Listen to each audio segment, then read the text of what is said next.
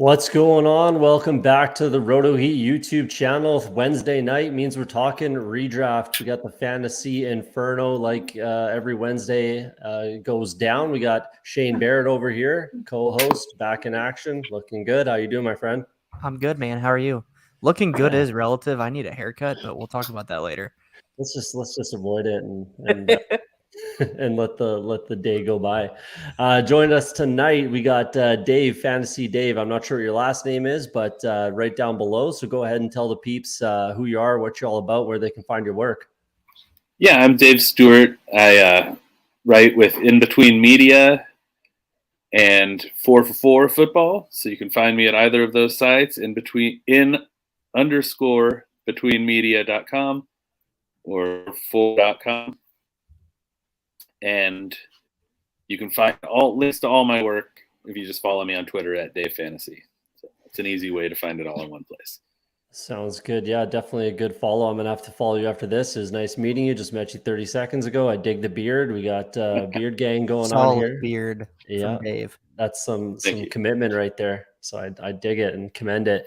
Thought that was a Bengals hat, but that's another conversation for another day. So we'll move on. Everybody always thinks that. yeah. Getting shout outs from guys that are regretting it after the fact. But all good. Let's get right into this. So tonight we're going to dig into some trade targets that it's basically now or never for these guys. These are guys that, we think are going to go off in short order. And you better send out trade offers for them literally tonight, right now, as soon as the show's over while we're doing the show. It's going to be your last opportunity, in our opinion, to get your hands on some of these guys. So send out the offers now and see if you can get anyone to bite. Let's kick it off. I'll kick it off, I guess. We'll start it with the cover boy, the guy that I kind of nailed his yards last week, Shane. You did. That was impressive. No touchdowns, but those touchdowns are going to come. So we're going to start with Chris Olave, who's on our thumbnail. I said, last week, he's got a 150-yard, 2-touchdown game coming in short order. Last week, 147, I think, 147 yards, no touchdowns, 13 targets, 9 catches.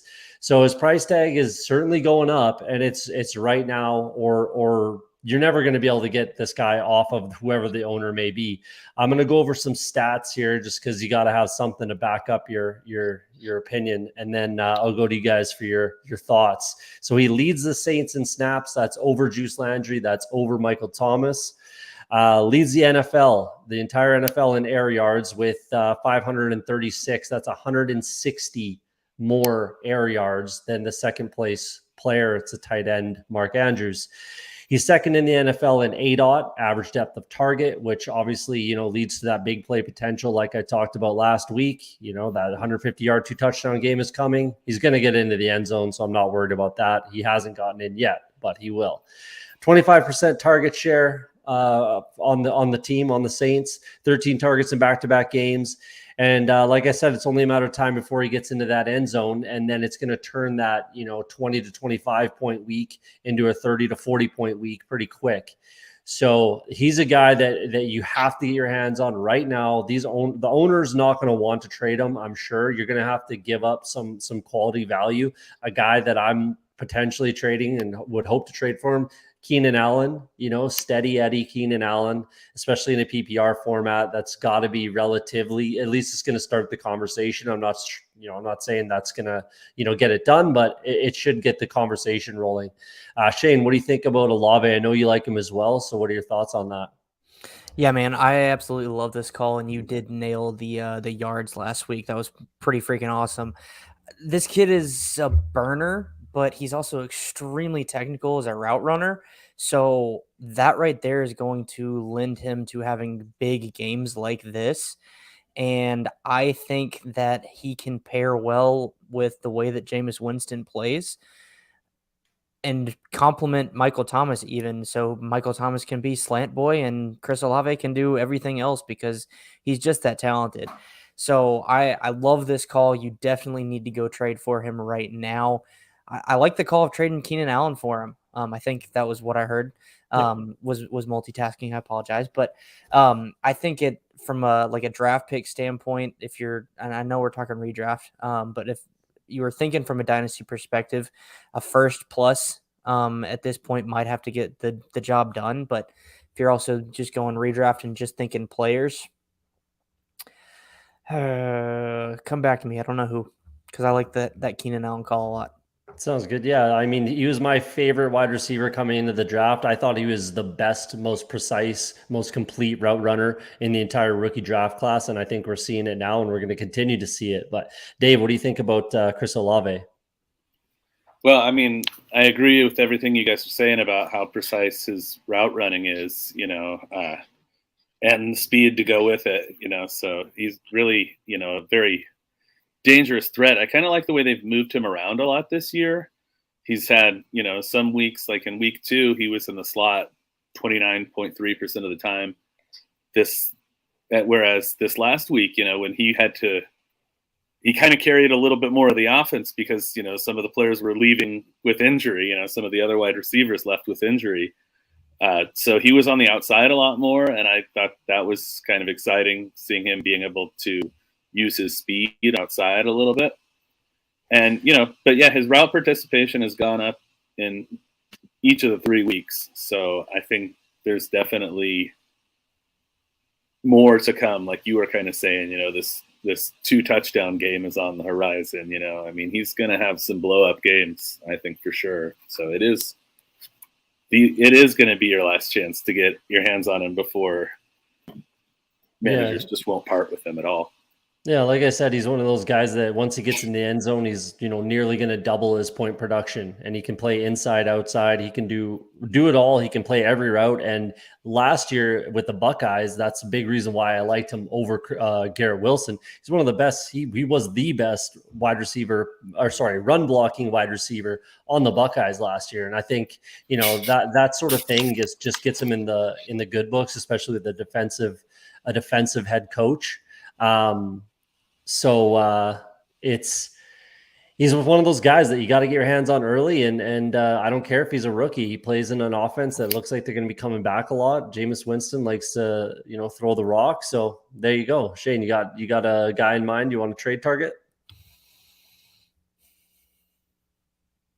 I feel like Deontay Johnson might be a little expensive, but I feel like that's kind of in that same range as Keenan Allen.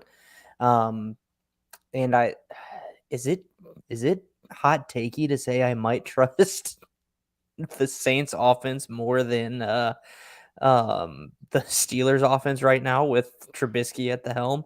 I mean, yeah, I think it's a little hot takey. I think they're going to start Pickett soon. Yeah. No, I don't think they're going to start Pickett soon. We can get into that if you want quickly. Let's try to be quick with that. I believe Mike Tomlin when he says I'm not starting Kenny Pickett this year. I think that's smart. I am very much on you should sit your rookie quarterback for at least a year. We saw it succeed with 2 of the greatest ever in Mahomes and Aaron Rodgers. I think Andrew Luck would have been someone that would have benefited from that, because the thing with rookie quarterbacks is they're going to get killed, especially if you drafted them early. Your offensive line is probably not up to where it needs to be. They're going to get absolutely murdered in their first year if you don't have the offensive line to protect them. And they're trying to learn the NFL speed. They're trying to learn an NFL playbook, and they're getting thrown into that. So I absolutely think they should sit Kenny Pickett for as long as they can, because I think it gives him more time to develop, and that's what rookie quarterbacks need. And we've seen people that get benched for that long succeed in the longer term. Yeah, and Mike Tomlin's not going to care about the media pressure. No. And he has full trust of the ownership, so he doesn't care what anyone has to say. It's Mike Tomlin. He's one of the best coaches. He's a Hall of Famer, 100%. Yeah. So he's not worried about that. But let's get into the next trade target. Shane, who you got for a guy you need to get your hands on? Yeah, I am going with a little bit of recency bias here and a little bit of injury capitalization here in Khalil Herbert. So if Monty does not play, which we haven't had that confirmed yet, but even if he is healthy and plays, I think he will have a more limited snap count because of the injury. And so I was actually looking at the stats, taking some notes right before the show. Khalil Herbert, in any game that he has more than a 50% snap share, has at least 70 yards. And what we saw last week was 20 carries, believe 157 yards, if I remember correctly, and 2 touchdowns. And that to me is a phenomenal ceiling for someone that you could probably have gotten off of waivers. But at this point, if you're in a deeper league and he's probably taken, I think you need to go get him because this coaching staff likes Khalil Herbert more than they like David Montgomery. That was the rumors that you heard all offseason. So I think if Herbert continues to succeed and gets the playing time versus what Monty is, he's going to usurp that because they think he's the better player and he's a lot more efficient. So Khalil Herbert's my guy. He's leads the NFL right now in rushing attempts inside the 5. There's touchdown potential anywhere inside the red zone, but inside the 5, obviously that goes kind of through the roof, right? So he showed that he can be, kind of a lead back, an every down back. He showed it last year when Montgomery was hurt. And basically, to me, he looks like, the new Alexander Madison, where he can absolutely get the job done if your top guy goes down. And I think we talked about it a week or two ago, Shane, where, Alexander, how often does the incumbent team re-sign their backup and the guy stay a backup? Alexander Madison's going to go somewhere else to be a starter, most likely after this season. And then, to be another thing with that is David Montgomery's contract's up after this season. Yep. So what is that going to mean? Is this regime going to want to get him some running, get him going before that happens, and kind of make it an easy switch kind of a thing? Because they know he can get the job. They know now he can get the job done because he's done it with this team, and he did it with last year's team as well. So, Dave, what are you thinking about Khalil Herbert? I think we all like him. Yeah, I like that call. Khalil Herbert has a lot of skills. I do like him at the goal line, like you were saying. People tend to think of him as a small guy because he's so short. But he's actually, he's a 210-pound dude. He's actually quite stout. So he really can handle some goal line work there. And I know that they're saying that Monty is day to day, but I really can't see him being too ready to go at least not this Sunday. So I think it's going to be a healthy dose of Khalil Herbert. If you can get your hands on him now and have him in your lineup for week 4, that's going to pay dividends for sure. Yeah. And I think they know they need to run the ball. Like Justin Fields, I like Justin Fields. I like the talent, the long-term potential is there, but right now it's clear that they don't trust him to throw the ball. They're going to run it as many times as they can. They're going to slow the game down. They're going to play Patriot football. They're going to just run the ball into the ground and extend the game, stay in the game as long as they can, and kind of see what happens. Play good defense and kind of take it from there. Defense do that too. Yeah. The old Pete Carroll, just run the ball, stay in the game, extend the game, control the clock. And that's how they're going to win games. They're not a good team. Everybody knows it. The Bears are not a good team. They know it. So they're going to have to run the ball. So even if they are both running, you're going to get some run of those guys. We're seeing a lot of, running back tandems have some success right now. And I think that that's possible in Chicago because those are clearly, in my opinion, their 2 best players. So we'll see how that kind of shakes out. Dave, what are you thinking for a trade target? You got a guy in mind?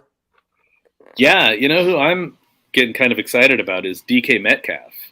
He's been off to a bit of a slow start, but you can see that the snap share has been rising each of the last 3 weeks. He just had a 93% snap share in this last game. And it was his most involved game, obviously his best game from a fantasy perspective. In week 3, he had 12 targets. He had a 27.9% target share. And he got the TD. Ultimately, that's what we want to do is see this guy get in the end zone. But as a team, Seattle's been increasing the dropbacks, the attempts, the completions each week. So it looks like they're kind of getting away from the old identity that they had as a run-first team, and they're much more of a pass-heavy team than they have been in the past.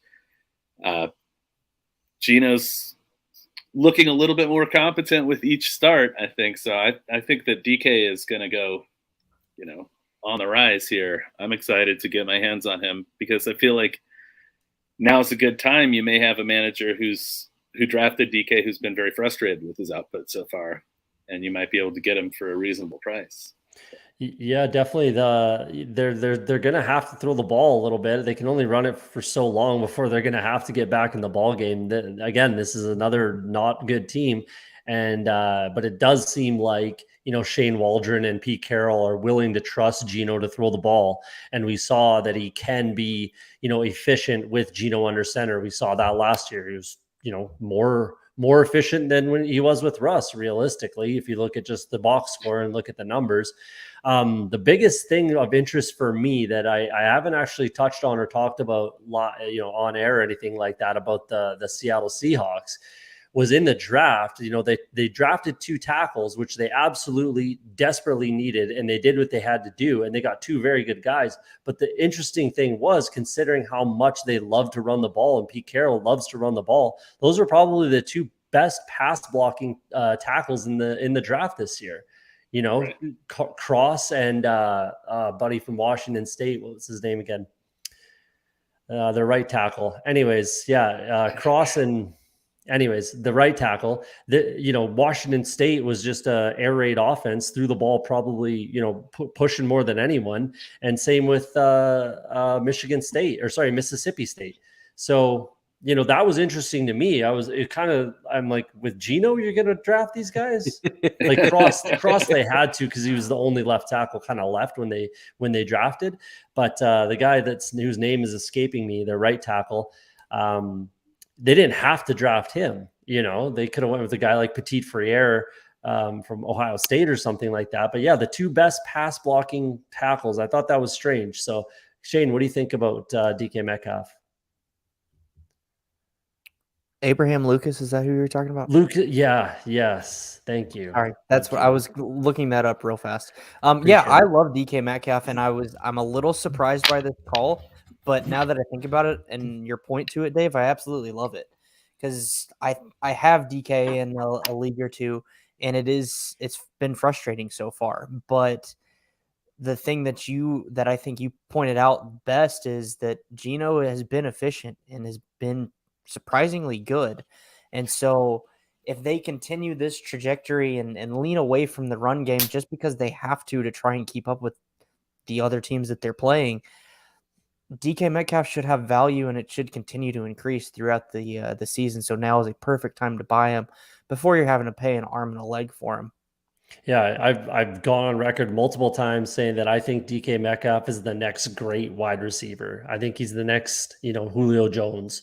I really do. Obviously, that kind of hinges on quarterback play and play calling and all those kinds of things that are kind of out of his control. Ryan, so he should be fine. Matty Ice was a baller, MVP. People discount Matty Ice, but he was a baller, man. So yeah, we'll see how that shakes out. I like the call as well. Coincidentally, I just traded away DK Metcalf, but not because I was frustrated with him or anything like that. I got Devontae Adams. It was a big piece trade. I sent it to you. Oh, Shane. yeah, I reviewed that trade. It was a lot of pieces, but I didn't want to. I didn't particularly want to trade away DK Metcalf, especially how much I like him. We'll move on to another wide receiver. I got nothing but running back and quarterback after this, but another wide receiver I think you need to get your hands on while you still can is Brandon Aiyuk from the San Francisco 49ers. Again, leads his team in snaps. He's on the field more than Deebo Samuel, which might surprise a lot of people. 23% target share right now, which is pretty fantastic for a guy that you wouldn't suspect that from, and is the number 2 wide receiver on his team. I think the QB change helps. I think having Jimmy Garoppolo come back, I think actually helps the passing game. It helps Brandon Aiyuk. If you look at, actually, let's pull it back. So his rookie year was the COVID year, where it was just a weird, wild year. And I think that he was kind of skating by on just straight talent. He was kind of flying by the seat of his pants. He had some success because he was a rookie and no one knew what he was, there's no film on him. And, Jimmy G was better at that point. They had a better team in general at that point in his rookie year. I think that's the year they went to the Super Bowl. So, he was just flying by the seat of his pants, getting by with just strictly talent. Then the offseason hits and it's a weird off season. There's not a lot of time in the building. He can't be around the guys, that sort of a thing. And he struggled for the first, what was it, 6 weeks of last season? He really struggled.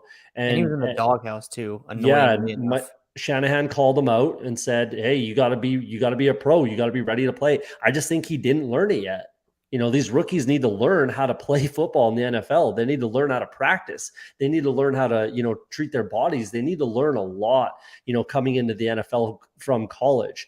So, he was kind of at a disadvantage. But then in the last 11 games last year with Jimmy G, he averaged just over 6 targets a game. So that translates to 105 over a 17-game season, just over 4 catches a game, 72 over a full game, 17-game season, just over 66 yards per game. That's 1,128 yards over a 17-game schedule. So, again, we've seen some inconsistency with the team in San Francisco. Obviously, injury troubles. Teron Armstead, Trey Lance. There's been they've been in flux so far this season. I think that they're going to start to kind of hit their stride with Jimmy Garoppolo. They're going to start to get settled. Things are going to get figured out. It looks like there might be some contusion there between Jimmy G and Kyle Shanahan. I'm not sure, but I saw something where he mouthed "your plays suck" or something like that. I don't know how true that is. Oh, no way. Yeah, I don't know how true that is, but I saw something pop up, and everybody's seen the NFL bad lip reading, so maybe he was saying something completely different, right? I don't know, but I just think that he's the buzz out of camp in spring training, or not spring training, in preseason this year, NFL spring training. It was basically people were saying no one can guard this guy. No one can guard Brandon Aiyuk one-on-one, off the line, that sort of a thing. His route running is fantastic. He has the speed, everything like that. So that's a guy that I think you need to go out and get right now. Shane, what do you think about Brandon Aiyuk? I love this call. Absolutely love it. I said in the NFC West preview that I did on my other show that I think Brandon Aiyuk is actually a better wide receiver than Deebo Samuel. And what I meant by that is he is a true wide receiver. Like what you just said specifically is the route running and the speed combination I think is better than what Deebo Samuel is. Deebo Samuel is a much better offensive weapon and just talented player overall that can be used more versatilely. If you want that true wide receiver guy that's going to go and beat your corner every time, it's Brandon Aiyuk for me. So I love this call and absolutely go get Brandon Aiyuk. Yeah, like I said, he's on the field more. He's getting more snaps. His target share is there. Route participation is absolutely there. Everything's there for this guy to take off. And go ahead. I was just gonna say, you gave us the stats of 1,100 yards over a 17-game schedule, only 72 catches, 105 targets. That's if he does not improve from the 11 games that he had last year with Jimmy G after being in the doghouse. Yeah. He's in year 3. You would hope that he's improved. It looks like he's improved. Everything that I heard over the camp was that he was improved. He was acting like a pro. He was not necessarily acting like a pro, but he was getting in fights because Fred Warner was pissing him off. But it was because Fred Warner saw what he had in him and was trying to pull that out of him. So I think the stats that you gave us are almost like a baseline, and he can improve on those numbers, and that would end up leading into 1,200, 1,300 yards, 80, 90 catches, 120, 130 targets, and that gets me really excited. Yeah, that's exactly what I was kind of getting at, is that is the baseline. Plus little caveat to it, you throw in the tsunami game they had last year, which was part of the the 11 games that I gave you, where he had 2 targets, 1 catch, 30 yards, something like that. It was they were literally playing in a friggin' tsunami. So, you take that out and you throw in, you extrapolate that to 10 games, and it's even more impressive. So there you go. Dave, what do you think about Brandon Aiyuk? Well, we saw a big increase in his air yards in Jimmy G's first start. I'm with you when you say Jimmy G is better for, the offensive weapons fantasy prospects in this offense. I'm excited about George Kittle for similar reasons. But, I think, Jimmy G's got a thing for Aiyuk. They've got a good combination going. I think that as long as they're, as long as they're playing together, and he's getting these kind of air yards, something good's going to happen. He's another one of those guys that just found the end zone for the first time in week 3. So that, that's not total coincidence. The first time Jimmy G starts that he finds the end zone, Yeah, and that play was designed for him to get in the end zone too. They could have ran that pick the other direction, and Debo could have caught it in the flat, right? So they designed it for Aiyuk to get that touchdown. So that I liked. I like seeing that. As a Brandon Aiyuk owner, I certainly won't be trading him, but they designed him to get in the end zone, and like I said, they easily could have just swapped that, and Aiyuk's being the pick man, the picker, whatever you want to call it, doing the pick play, whatever you want to call it. And then Debo catches that in the flat for an easy touchdown. So yeah, I like seeing that. And I think he's going to take off in the next couple of weeks here. It might not be this week, but I think it's going to get there. Dave, who you got for another target you're looking at? Well, I'm going to switch gears into the quarterbacks here and talk about Trevor Lawrence. Nice. He is he's doing good things there in Jacksonville. He hasn't had a game yet where he hasn't had at least 30 pass attempts, and the one 30 pass attempt game was actually significantly lower than the other two. So he's definitely, getting a chance to throw the ball. He's spreading the ball around to his receivers. There's 5 guys on the team that have over 10 targets this season. And his deep ball percentage has been going up each week. That's what I really like to see. He's getting the ball down the field to his playmakers. Christian Kirk and Zay Jones both looked really good in this most recent game.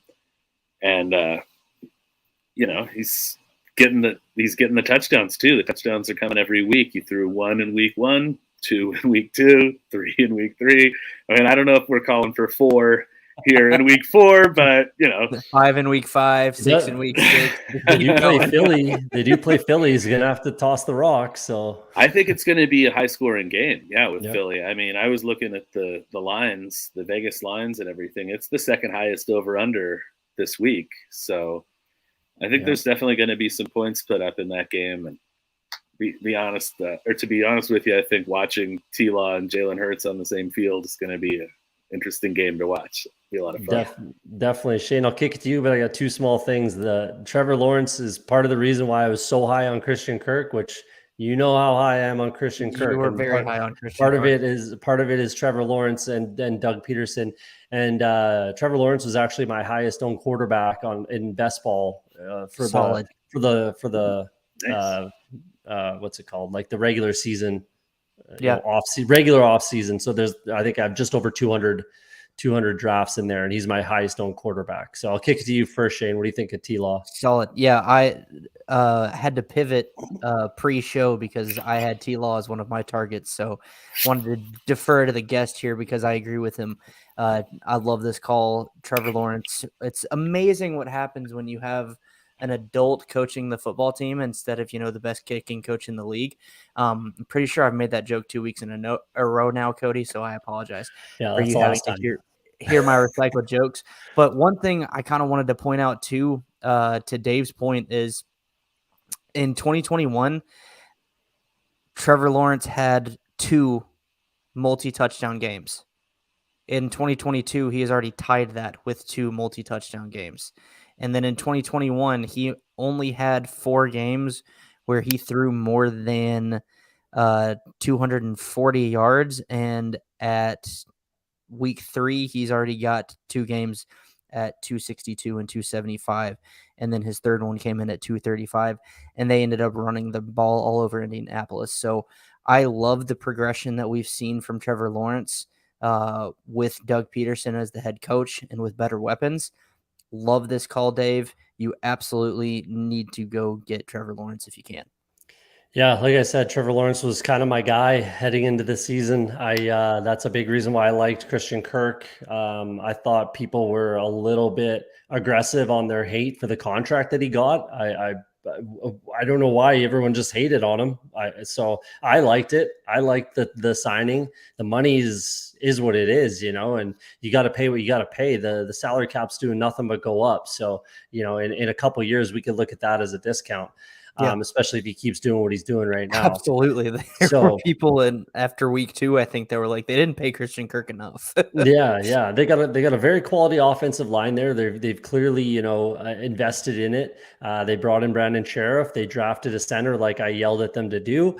And then they brought in, they managed to keep Cam Robinson on the franchise tag. So they got a very good offensive line. The weapons are there. The coaching staff's there. The defense, I think, oh man, I can't remember the stat. They don't lead the league in sacks, but it's like sacks per play or something like that. I can't remember, but the defense is playing well is what I'm getting at. And it's keeping them in ball games. Like I kind of wish I picked the Jags to win this division like no one would have done. And to be honest, I didn't have the stones to do, but man, they're a good looking team. And to be honest, it's only 3 games, so it's not time to panic, but they look like the front runners to win that division right now.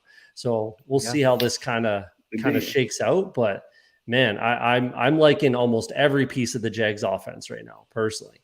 So I couldn't agree with you more on that Trevor Lawrence call. Shane, who you got for another target, one of your own now? Yeah, I am gonna go with my guy Garrett Wilson. So this is where we disagree, Cody. I thought Garrett Wilson was the best route runner in the class, but I think it's pretty close between him and Olave. So far in 3 games, Garrett Wilson's had at least 8 targets in all 3 games, and he's had 50 yards in each game. The one thing that concerns me is the quarterback switch that's coming, just because we haven't seen what him and Zach Wilson will do together in a regular season NFL game. But because I believe in the talent of Garrett Wilson, I'm not super worried for the long term. And this may be if they have a bad connection in this first week that they play together, I'm going to chalk it up to probably Zach Wilson getting reaccustomed to playing, and think it will be a discount window for you to go and buy Garrett Wilson. Yeah, I hate Zach Wilson. I really do. I've never, ever liked Zach Wilson as a player. Honestly, one of the biggest things that I don't like about Zach Wilson is just his appearance. He looks like he's 14. How in the world are you going to go into an NFL locker room full of grown-ass men and command respect to those people? It's not going to happen. Like your silver spoon kid from friggin' Utah, like there's no way you're going to go in there and, tell these guys that to get on my back and I'm going to take you to the promised land type of thing. Yeah. No, fight for me. You guys are ready to die for me. Come on. You just can't convince me that Zach Wilson is going to command that kind of respect out of the locker room. So, honestly, that's one of the biggest reasons I don't like Zach Wilson. Plus, he's not very big. He doesn't have intangibles. He doesn't have the accuracy, the strength of schedule in college. That might have been one of the worst second overall picks. It's right there with Mitch Trubisky, in my opinion. I have never liked Zach Wilson ever. I've never been able to talk about him like this, to be honest, but I had Kyle Trask over him as a quarterback in that draft class. I did. And you can't convince me that he's going to walk into any NFL locker room, command the respect of the team, take over a team, and succeed. It's just, I just don't see it. So that has nothing to do with Garrett Wilson realistically, because they can move, and I think they will move on from him if they have to. Yeah. I'm keeping Joe Flacco in it's a 32 team league, so quarterbacks are super thin. But I'm keeping Joe Flacco in that league because I'm thinking that I'm going to get some more play out of him later in the season. Well, I really do.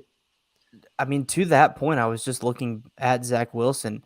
He's already missed 7 games out of his NFL career. Yeah. So and I will counter you on the not big. He's 6'2", 214. That's not necessarily small.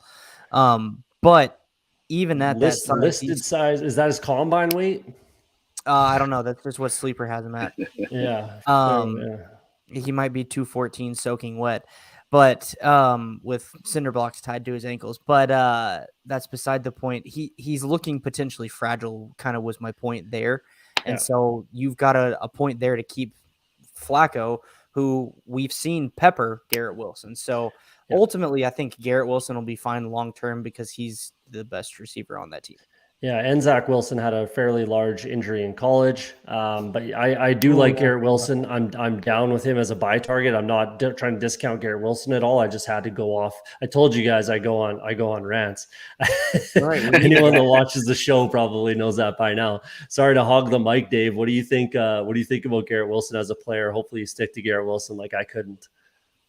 Yeah, I'm excited about Garrett Wilson. You know, I mean, I'm not going to lie. Zach Wilson does make me a little nervous some of the time, but I don't have that. I don't have as much to say about him as you did. but you know, I mean, the last 2 weeks in a row, you know, Garrett Wilson's seen double-digit targets after seeing 8 in his, you know, debut game there. So they're definitely looking to get him the ball. Of course, Flacco's been throwing the ball like 100 times a game, so I guess it's not surprising to have a lot of targets in situations like that. But you know, I like what he's done with the targets too. You know, the last 2 weeks have been pretty nice, and as long as he's going to be able to get in the end zone, I always come back to that because I just love touchdowns. You guys, I don't know, it's touchdowns are king. Touchdowns are king. Like, but you know, if you're not getting in the end zone, that's kind of why I threw out Keenan Allen as a trade target for Chris Olave. Chris Olave, I think, you know, season long by the end of the year, I think he very, very likely will have more touchdowns than Keenan Allen. So there's no qualms about that. Yeah. I completely agree with you on that. If you look at last year's stats, Keenan Allen was great. If you look at his catches, over 100 catches, 1,000 yards, all that kind of stuff, he had like 6-7 touchdowns, whatever. Mike Williams had the same amount of fantasy points roughly. You know, just because he gets more touchdowns, more downfield plays, that kind of a thing. So, you know, touchdowns are king. I'm going to pivot to another player on the same team, the New York Jets, and I'm going to go with Breece Hall. I love it. I actually thought of that one. I do really like Michael Carter. I'll say that as a little caveat. And I still like Michael Carter. I still will, even though, you know, trade for Breece Hall. I do still like Michael Carter, and there still will always be a spot for him on this team, and he will always get touches. But I think Breece Hall is the target right this second that you need to get while he's cheap. So let's go over some numbers here. For the first time, you know, this season, week 3, he outsnapped Michael Carter. 40-38. It's not a big deal, but it's the first time that he's outsnapped him. He's had 6 receptions in 2 or 3 weeks with an increase in carries in each week so far. I think it was 6, 7, 8. So much like the touchdowns there, you know, he's increased his workload a little bit. Here's some things that actually got me really excited. Number one, he's out targeting, obviously, Michael Carter. 22 targets, and that's, you know, with the 6 catches sandwiched with a kind of weak target game in, I think, week 2. But this is what gets me really excited about Breece Hall. He's got almost a 15% target share on this team. That's insane. Not only for a running back, not only for the, you know, non-PPR, non-pass catching, non-third down back like Michael Carter's supposed to be, but he's getting that's a higher target share than Dalvin Cook, Leonard Fournette, Najee Harris. There's other names in there, but those 3 guys right there, that's massive if you ask me. And this is in a part-time role. Another one that I like, and it's usually for wide receivers. Dave, you touched on this as well, and so did I with Chris Olave, but he leads the NFL. He leads all NFL running backs in air yards and ADOT, which is wild. That is wild to me. So he's got that big play potential. We saw it in college. He can do it on the ground. He can do it in the air. The only struggles, again, like you said, Zach Wilson, I'm concerned about that. The offensive line, I'm a little bit concerned there. But, you know, if he's getting the volume, he's getting the volume. And, you know, it's just touchdowns. He's basically touchdowns away from, you know, being a start every week type of a guy. And if this snap share tendency continues, you know, he's going to be 60-40, 65-35 by the end of the year. So I think Breece Hall is a guy you need to go out and get if you want him, if you believe in all the stats I just gave you. And, you know, I think it's going to be wheels up for him by the end of the year. He might be a Rashad Penny type of a guy from last year.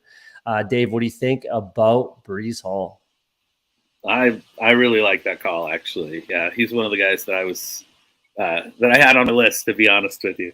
I like his involvement in the passing game, and I like the fact that Michael Carter's targets have been decreasing each week. They're leaning a little bit more on Breece Hall in the passing game, which is probably not what most fantasy managers expected coming into this season. It was probably looked at as that Michael Carter was going to get a bigger share of the passing game than Breece Hall would. So that's super encouraging. You look at, he ran 27 routes in week 3, got 11 targets. This was his highest snap share of the season, as you had mentioned. So I just think that's everything looks up for him. I heard somebody mention that he's been getting most of the run in the 2-minute offense too, which is something the Jets are probably going to be running more often than a lot of teams due to negative game script and things like that. So as long as he's on the field in those types of situations, that's just going to give him that much more opportunity to get those little dump off passes, squeeze a few yards out of them.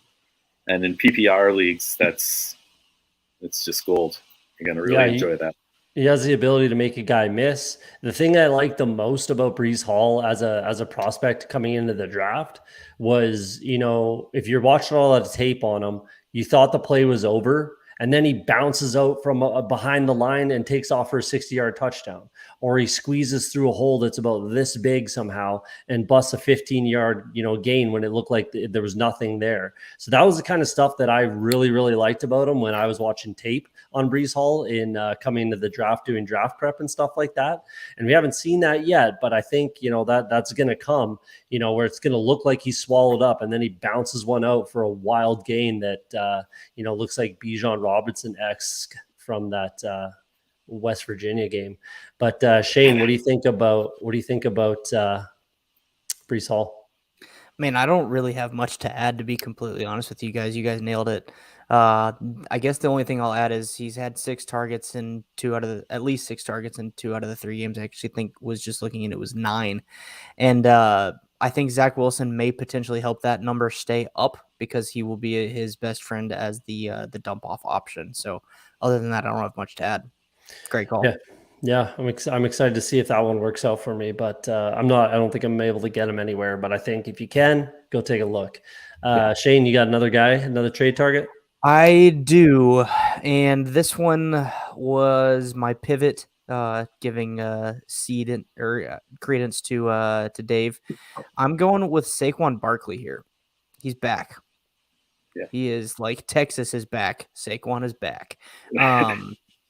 And he's had 14 plus carries and 4 targets in each game.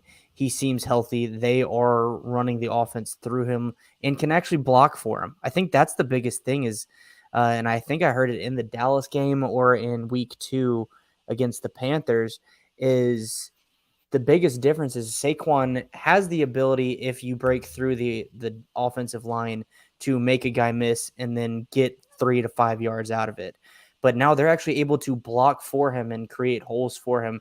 So he's not having to do that, to where this year he has 164 yards in week 1, 72 yards in week 2 against a good Carolina defense, and 81 yards against Dallas, also a good defense. So, and he's got a touchdown in week 1 and week 3. So I think Saquon is back. Obviously he's number 1. He's the number 1 RB in PPR. So technically he can't go higher than that, but I just think the points per game could continue to increase as they have a easier schedule coming up. Yeah. What are your thoughts on Saquon there, Dave? Well, I like it. Right when he said Saquon is back, I'm off my head agreeing with it. He looks like he did in 2018. 16, the last time they made the playoffs. 16, sorry. My bad. But yeah, it's the explosiveness is there. That's one of the things that I was really worried about, him coming back off the injury. Would he still look explosive like that? He certainly does. And I couldn't be more impressed to see that, actually. So yeah, I think it's a good call. I would definitely recommend trying to get your hands on Saquon. I think the only thing I have to say there is, like, what's it going to cost? I don't think anyone's trading Saquon. Yeah. Yeah, he's not going to come cheap. I think, like, in a redraft setting, you're just not trading him. I'm not. Yeah. There's no way. There's almost nothing you could offer me that I'm going to take for Saquon Barkley right now. But, maybe Cooper Kupp, like straight up, and I would still think about it. I would have to, see what my running backs are like and things like that. But the way running backs are looking right now, but look how I was just saying it to a buddy of mine yesterday. Running backs are expensive right now, very expensive. How many guys can you set and forget right now? Dalvin Cook, my outside the top 10 is looking like it's already there, right? So, that was a hot take. Injuries. Yeah, that's always what it is with running backs. That's why they're always more valuable. That's, you know what I mean? So if you can have a Saquon Barkley, anchoring your team, everything else is easier, right? It's just easier to win ball games, fantasy games, fantasy ball games when you have a guy like Saquon Barkley. So I 100% agree. If I could get Saquon Barkley, I would trade a lot to get him. Yeah. I just don't know if anything I could offer would get him off of the owner, because I wouldn't trade him. It would probably take, not probably, it would take at least a top 3 player at another position or at any position to even, I think, get you to move off of it. Yeah, like, to be honest, I think you do the draft over right now. He's probably first or second overall. Yeah. Right. So there you go. But no, I like the call, and Saquon Barkley is absolutely back. That was something that I mentioned earlier in the year. I avoid a guy after he tears his ACL, and then I'm all over him the next year. Did the same thing with Dalvin Cook.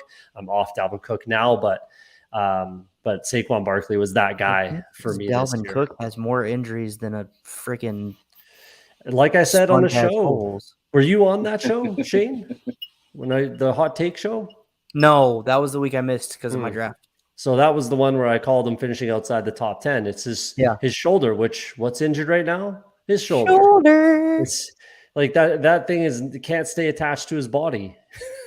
Like literally right now. He's dislocated it like every other week. So this is what it is with him. But let's quickly, I want to touch on one quarterback because it's my boy, it's my guy, Joe Burrow. He's a guy that you got to get right now because he's about to take off. He had that emergency appendectomy. It was 6 weeks before week 1. That's not a lot of time. As someone that's had multiple hernia surgeries, it's not a lot of time to get back into, especially NFL football shape. He had to throw 53 times in week 1 too. So he comes back after 6 weeks getting cut open. Cool, go chuck the ball 50 plus times and try to win a ball game. And people wonder why, he struggled a little bit in that game. They had 7 sacks week 1. Joe Burrow was sacked 7 times in week 1, 6 times in week 2. 6 in week 2. So that's obviously discouraging and a little nerve wracking. But in week 3, they picked it up, 2 sacks. Sure, it was the Jets. And it was his best game, obviously. But heading into this week against Miami, it's a Thursday night game, so you better get your trade in now. Miami as a team only has 6 sacks. He's had that, twice in one game. So they should, leave him alone a little bit. They're not going to be able to get after him as much. And La'el Collins hasn't exactly been healthy, heading into the year. He's starting to get there. The offensive line is getting figured out. They have a rookie at left guard, Volson. So they're getting figured out, and it'll get going. The play calling has been a little sus, I think, so far in the year, but they're getting going as well. And there's no reason to think they can't get back to last year. They have some of the best weapons in the NFL. So Joe Burrow's a guy that I think you need to go out and get right now if you can. I threw a couple trade offers, but everyone knows I'm a Bengals fan, so it's tough for me to get him specifically. But he's a guy that I think you need to get if you're looking for a quarterback. Any thoughts? We'll keep it quick and get to some questions. Shane, what do you think? Phenomenal call. I just need it to wait 1 week because I'm a Tua truther and I need the Dolphins to beat your Bengals. I apologize. I'm actually hoping that this game is a shootout because it'll just be so much fun to watch. And that's what we need on Thursday nights. So what if Tua doesn't play? Oh, then it's gonna be ugly. I think Bengals could smoke them then. Yeah, I just want to see a good game that ends with a Bengals victory. Plus, they're wearing the all whites, baby. Oh, dude, man, no one's losing in those unis. No one's losing in those unis. Are gorgeous. Yeah. So I'm excited. I'm excited just for those. A buddy, I didn't even know, and a buddy of mine tagged me in it on Twitter, and I was like, "This is what I'm going to show my girlfriend when she asks why I bet our life savings on the Bengals." That's why. Look at those things; they're so clean. Oh, Yeah, they are. So, Dave, you got anything to add about Joey B? No, I mean, you pretty much nailed it all. I mean, he did get sacked a lot those first 2 games, but he was facing the Steelers and then the Cowboys. Both of those teams have pretty good with pass TJ rush. Watt. TJ Watt Steelers, yeah. There was a moment, though, I was watching that Cowboys game, and I calculated that he was on pace at halftime to get sacked 136 times this year. Oh, God. Carson Wentz was sacked 6 times in the first 13 passing plays against Philly. Oh. Isn't that? Yeah, that's actually why I have Trevor Lawrence as a sit this week. I think that Philly defense is nasty. It is. So, I'm a little worried about Lawrence this week, but then going forward, I think he'll be fine. Yeah. Let's get some questions. Hopefully we'll be able to get out of here at a reasonable hour. Yeah, and Dave, if you need to head out at any point, just let us know. Yeah. We'll answer as many questions as we can. I'm good. It's early yet over here. Sounds good. So thanks everyone for sticking it out. Hopefully you got your questions in. We'll get to them right now. So Alex asks, trade Goddard and McKenzie for T. Higgins. My other wide receiver, Debo Devontae Smith, and tight end is David Njoku. What do you guys think? I just want to make sure I'm reading this right. You were trading Goddard and McKenzie to get T. Higgins? That's what it looks like, and he has David Njoku. I'm doing this 10 times out of 10. Yeah. Yeah. I don't particularly see why not. David Njoku's looked fantastic, and theoretically he should kind of only get better. So I absolutely love T. Higgins. He's one of my favorite receivers in the league. Yeah, I think he's a little overvalued, even as a Bengals fan. I think, second round T. Higgins is a bit high. heavy, but that's what he was going at, that's where he was going. So I think that's a little heavy, third, fourth round, late third, fourth round for sure. Fourth round. Yeah. Late third is where I'm comfortable, but second round, I just thought throughout the offseason, his value was a little inflated, but I do like T. I Higgins. agree with that. And I take this trade as well. I don't see why not. Dave, what do you think? I think the drop off at tight end is a little severe, but the value is too much if you're getting T. Higgins back for Goddard and McKenzie. I'd much rather have Goddard than Njoku, but that's not going to stop me from going through with this trade. Yeah, if you think about it this way, like realistically, you're never starting Isaiah McKenzie with Debo and Devontae Smith, right? Like almost never. Maybe if there's 2 flexes, whatever. But the likelihood of him starting is fairly low. So I'm looking at this more like Dallas Goedert for T. Higgins. That's basically what it is. So with David Njoku, your overall points for your starting lineup, I talk about it all the time. You're looking for your overall points for your starting lineup. In theory, it should go up with this trade. So that's kind of what I'm doing. Jaws agrees. Nice looking swap. Montgomery is day-to-day. We'll see what his practice schedule looks like, and that's basically what it is. Come back on Sunday. Check out the Boomer Bust. That's what it's called. I always forget the name. Check out the Boomer Bust show on Sunday morning before kickoff, and we'll see if David Montgomery starts. Raptors fan 382. Olave a must start if Mike Thomas gets ruled out. He's a must start without anyways. Yeah. We were talking part of the week. Shane, we were talking last week about the tiers, tiering out your team. Yeah. I think Chris Olave is a flex guy now. Yeah, realistically. Absolutely. Like 13 targets in 2 or 3 weeks. He's flexing out for me every single week personally. 100%.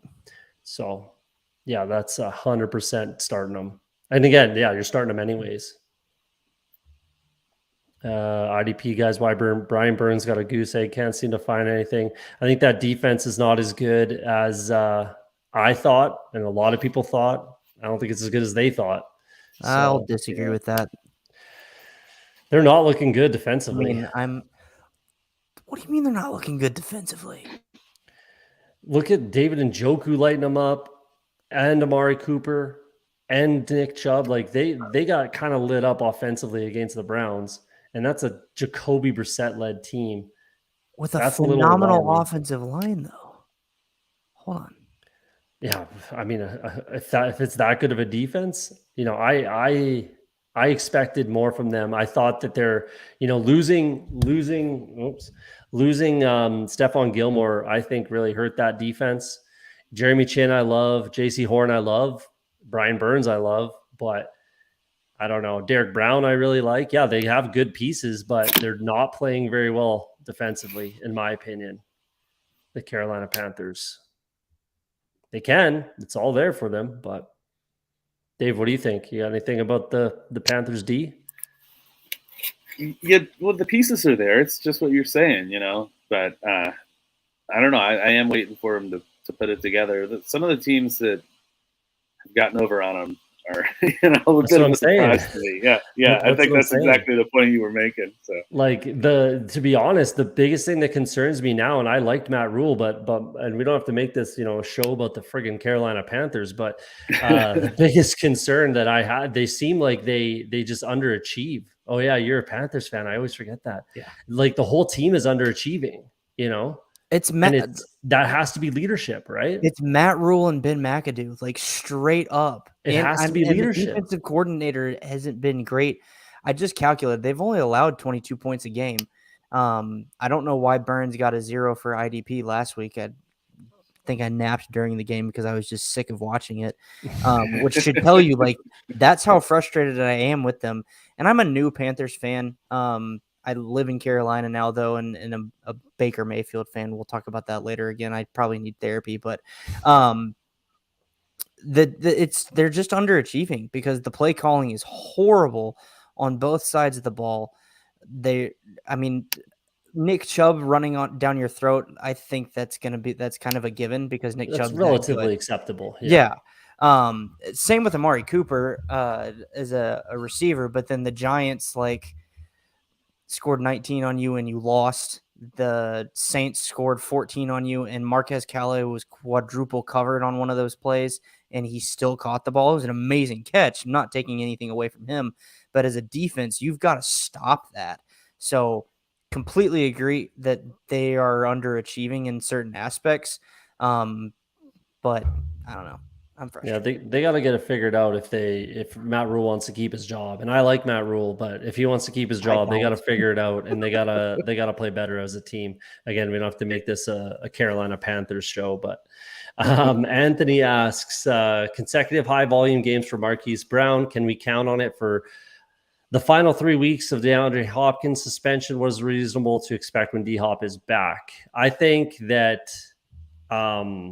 we should have expected this from him, coming into the season. I think that's why his draft capital was kind of so inflated. He was another third round guy. I'm not sure if he quite deserved it if D-Hop wasn't suspended.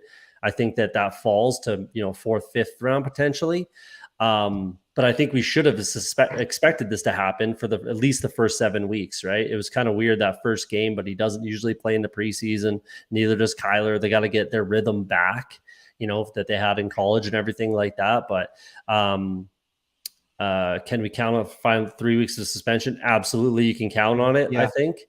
What do you think just about the first question there? And then we'll get to D-Hop. Shane, what do you think? Yeah, I think you can definitely expect. I wouldn't expect 17 targets, but 10 to 14 I think is reasonable. And I'll go ahead and answer the D-Hop part. When D-Hop's back, I think 8 to 10 is still pretty reasonable. Yeah, I think it's going to depend on game script, obviously. That's why he got the 17 targets. But Dave, what do you think about this? Well, I'm also a little curious how Rondale Moore plays into this because, he's back practicing now. He's ready to hit the field.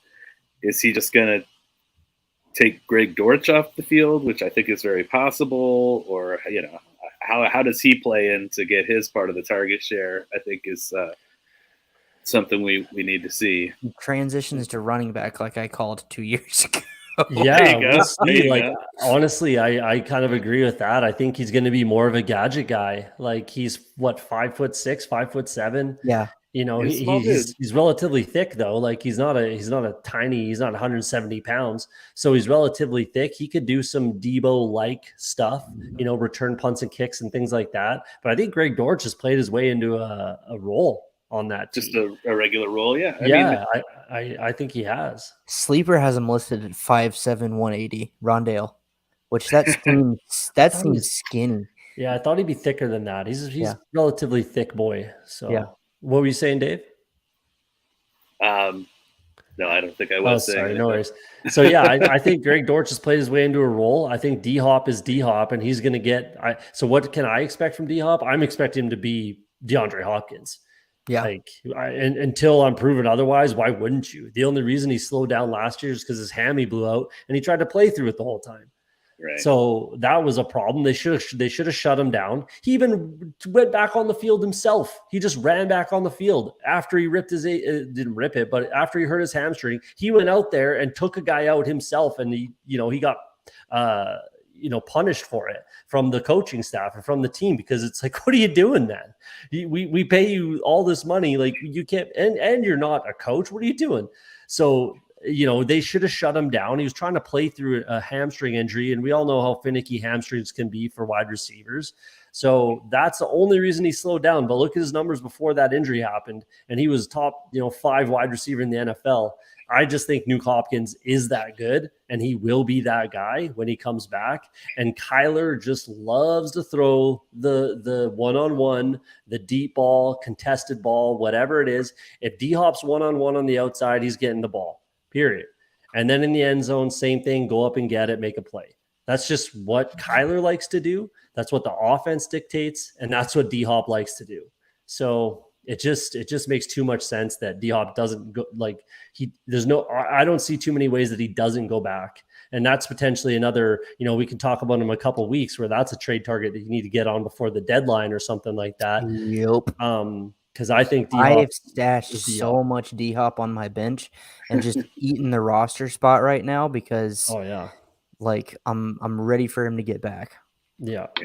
I like DeAndre Hopkins a lot. I think Nuke Hopkins is still a top 3 wide receiver in the NFL until I'm proven, otherwise. Another question from Anthony: is Romeo Doubs the wide receiver 1 in Green Bay, or is it going to change weekly? What do you think? What do you think, Dave? I think it's definitely something that's going to change week to week. I like Romeo Doubs. I think he's got the talent to eventually be the wide receiver 1 in Green Bay. But yeah, I can't trust any consistent, target share in one direction with that offense, especially with, I guess Watkins went on the IR. I was going to say with some of these guys, missing games, like Christian Watson's going to be out or was out this past week. It sounds like he's going to be out again. But when he comes back in, he'll get some targets. I just think it's going to be a real puzzle to figure out this entire season, the wide receiving hierarchy in Green Bay. What do you think, Shane? I still think it's Allen Lazard, but Dobbs is closing in on him. If you look at what Romeo Doubs did last week, man, he looked good.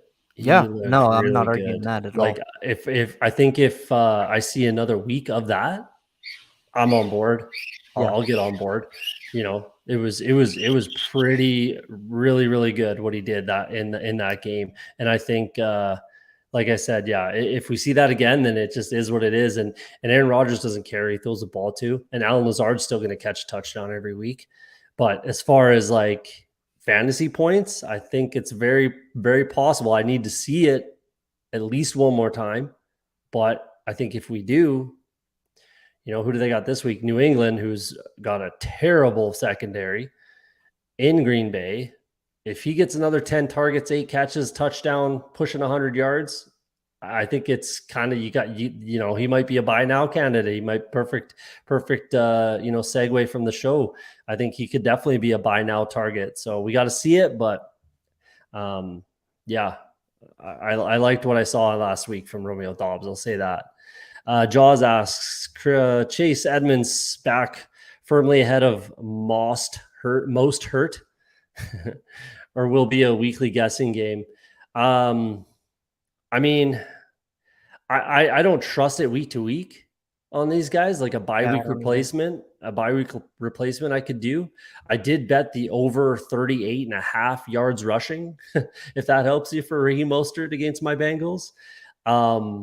But yeah, I think, Chase Edmonds is touchdown dependent. We've seen already in the past couple of weeks. He was a stock down guy we did in week 2, I think it was, Shane. Yeah. Stock down guy for me. I think he's averaging like 2.2 yards per carry, which is pretty abysmal, and it doesn't look like it's going to get any better. But I don't know if anyone else can give some quality life to Chase Edmonds. Jump in. Well, I mean, Mostert got the better share of the snaps even last week, but Edmonds was getting all the goal line work. Yeah. So you like to see that, I mean, if he's going to get the work at the goal line, then he's going to get touchdowns like he did this past week, which is good for his fantasy value. But I would not feel comfortable saying that he's back firmly ahead of Mostert or anything close to that. I mean, I wouldn't say he ever was, right? Like, I wouldn't say just because he got in the end zone. Like, that's fair. That's it. He's going to be touchdown dependent. I think he's not getting the production. He's not getting a crazy amount of targets. You're not taking, passing plays away from Tyreek. I'd rather throw a bubble screen to Tyreek than, a screen to my running back, right? Chase Edmonds. I'd rather throw a bubble screen to Waddle.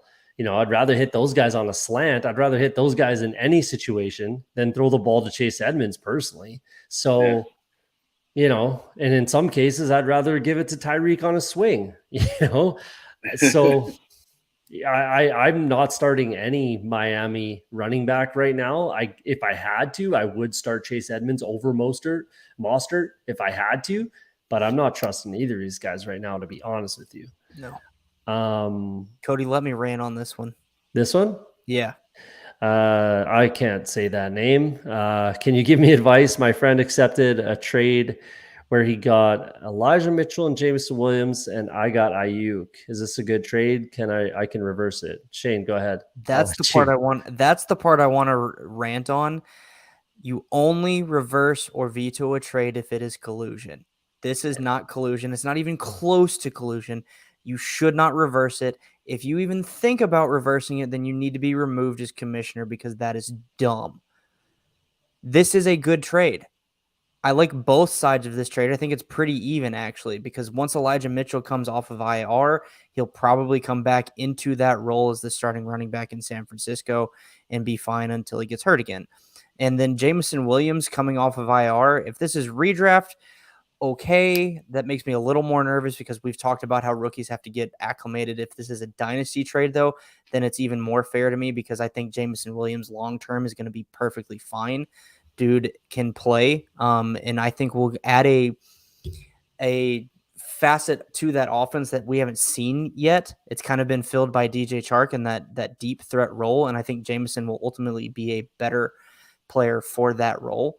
So I like this trade a lot. It's super fair. You don't need to reverse it. And again, only reverse trades if it's collusion. Dave, what are your thoughts? Yeah, I mean, I'm liking the trade too. I guess I was thinking that it was probably a dynasty trade.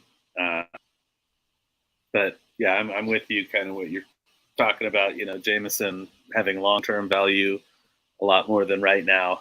And I'm also in agreement with Shane about not reversing trades unless it's provable collusion.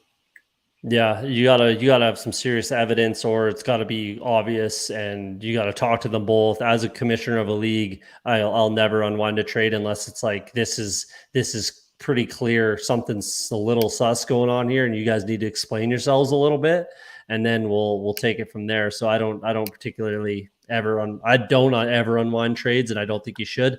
I think you got a good deal. If you're trying to win now, Aiyuk is the guy.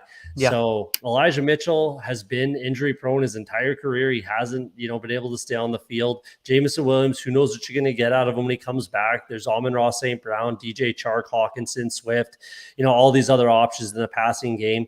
He was obviously a target that we highlighted tonight. So I like the trade. It's pretty fair either way. The other guy's got to be holding on, waiting for these guys to come back, and you can plug Aiyuk into your, worst flex right now and play him this week. Who should I start this week? Etienne or JD McKissick? I'm going with Travis Etienne for sure. I'm just taking the talent there. 100%. Yeah. And they're gonna have to throw the ball. they're gonna have to. Really, yeah. I'm taking Etienne. Washington plays Dallas.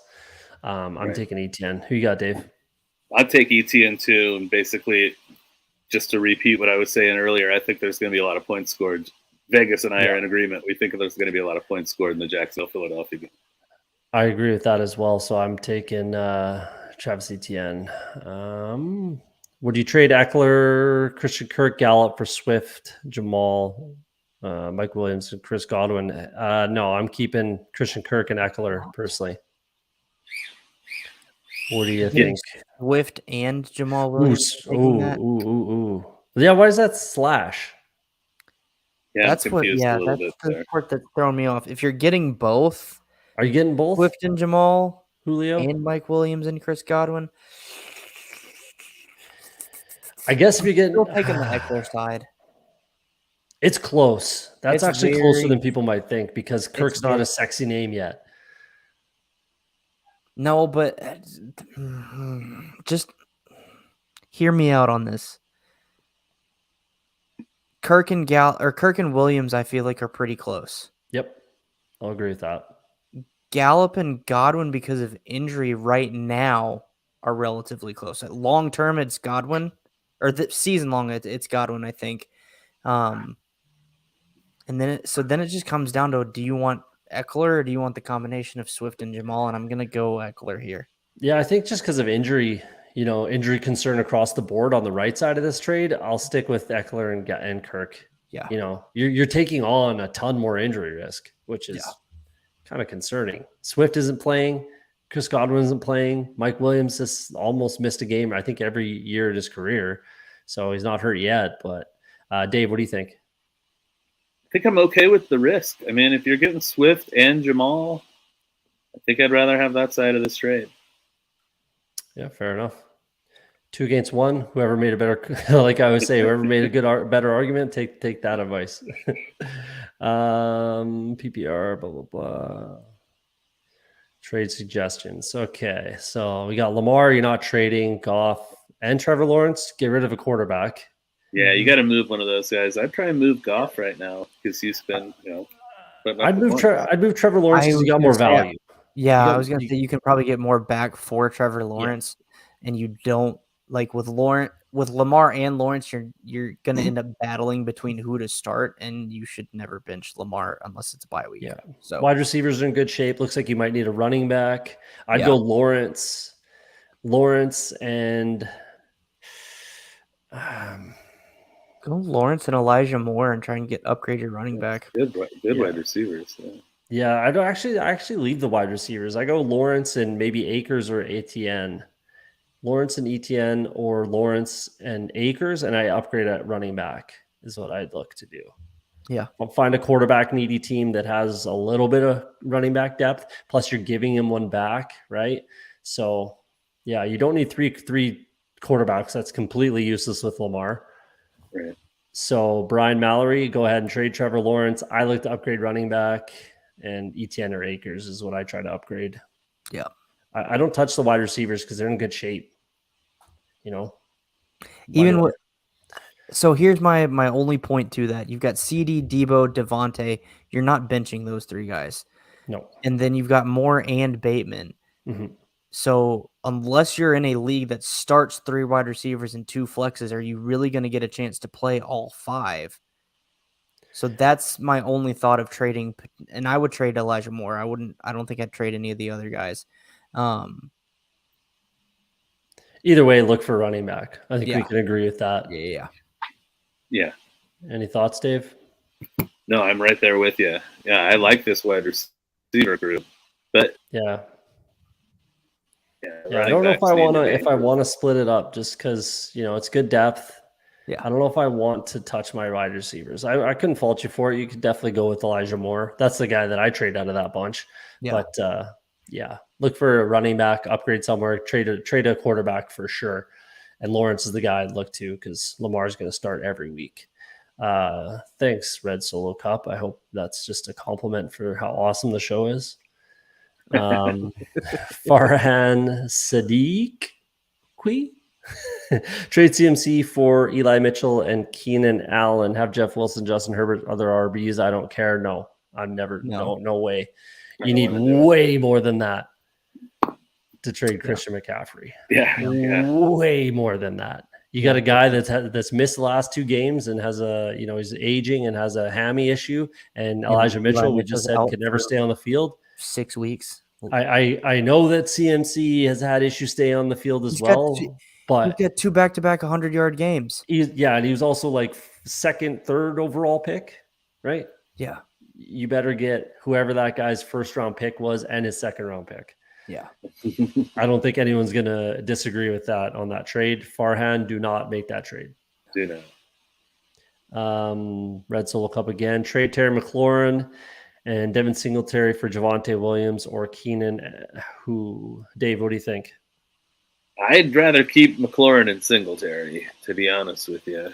I think Singletary's still got a good share of this workload in Buffalo. And I kind of been impressed with the Washington passing game thus far. Carson Wentz has been more effective than I would have imagined. And, I don't know how long he's going to support 3 wide receivers, with McLaurin and Samuel and Dotson.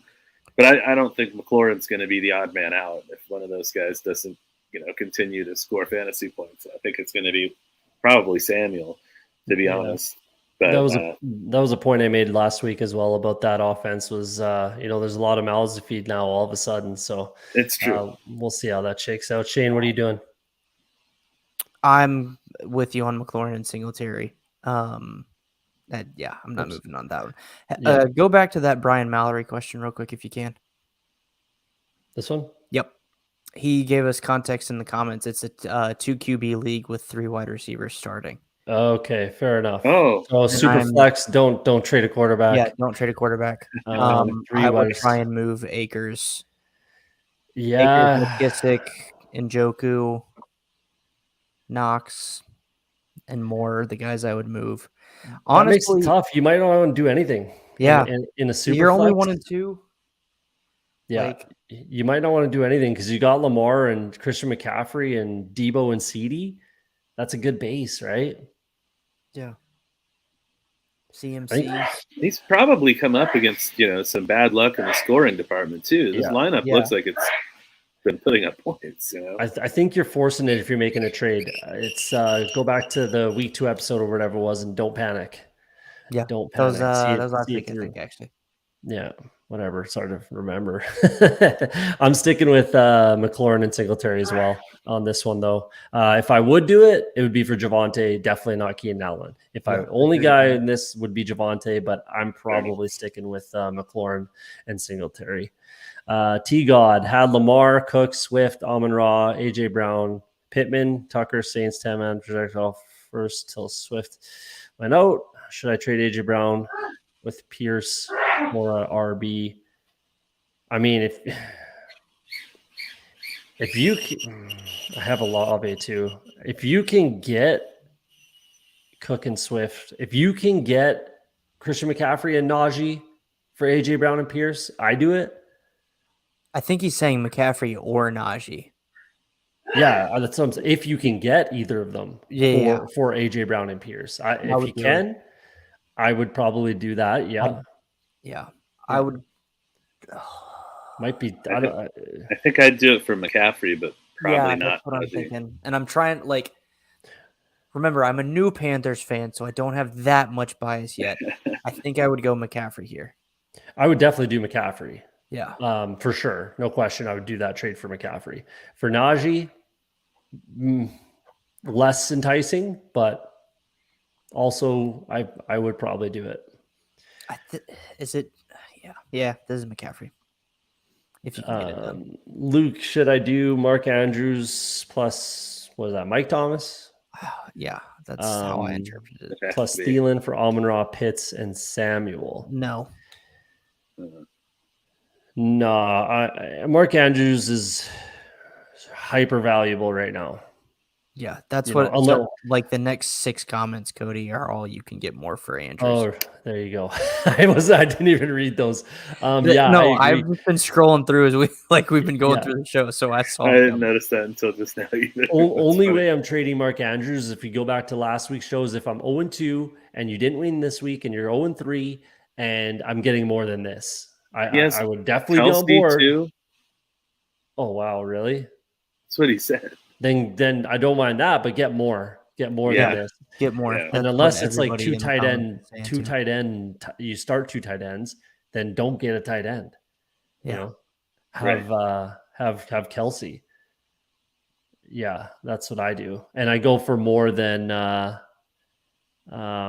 Chris, more than this. Yeah, more than this package for sure. And I kick out Pitts and I get a running back or wide receiver in there.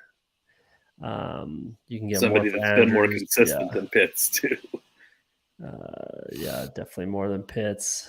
I think we're actually done with questions. There's just a lot of chatter about the just about that Mark Andrews trade, and then Justin Jefferson is someone that they mentioned targeting if you were trying to trade Andrews. Najee not looking. Just need an RB. I mean, yeah, I don't mind Najee, but I'd go CMC if I can get that trade if I was you 100%, and Najee probably. Yeah. We got one more quick one. Have Burrow, Javonte, all these guys. Should I drop Burks and pick up Dobbs? No. I honestly, let's look at your running backs or your wide receivers. Debo, St. Brown, AJ Brown. Honestly, I don't hate taking a swing here. I don't despise taking a swing and dropping Burks for Dobbs. If he does, because if he does what he did last week, and he could very well do it against the New England Patriots, he's going to be the number 1 waiver guy. If he's not kind of already, right? So I don't hate this. The offenses are the Green Bay offense is extremely more enticing than the Tennessee Titan offense. With Amon-Ra, Debo, and AJ Brown, you're never starting Burks anyways. If Dobbs does what he did last week and continues to look good, he becomes a potential flex guy. And you got Hopkins, you got Nuke as well. I don't hate taking a swing here. I really don't hate it. My only counterpoint would be if there is anyone else that you can drop, like a backup tight end. Yeah. Even a quarterback. Yeah. Then I would do that over Burks if you can. If you have to drop Burks, I don't despise taking a swing. I don't either. I'm gonna Dave, what do you think? Dave, what do you think? Be the tiebreaker. I don't know. I'm excited about Burks going forward rest of the season here. So I don't want to drop him right now. I'm not opposed to what you were saying about Dobbs and the Green Bay offense, being more appealing than Tennessee's offense overall. I'm certainly there with you, but I just don't want to drop Treylon Burks right now. I don't know if I can bring myself to do it. He is looking better week in, week out, to be honest. He is looking kind of better and better. But he's not getting 10 targets, 8 catches, 100 yards, and a touchdown. He's which not. Romeo Not yet, Dobbs but just did.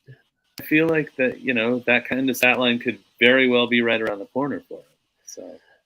Yeah, I can't disagree. Like, this is going to be one that you'd have to write down, and we'll see at the end of the year type of thing. Yeah, but I don't. And you're damned if you do, you're damned if you don't, right? But I don't hate taking a swing on Romeo Dobbs. I don't hate doing this. I don't hate dropping Burks for Dobbs. It seems like it's a 10-team league or 12, maybe a 12-team league, maybe.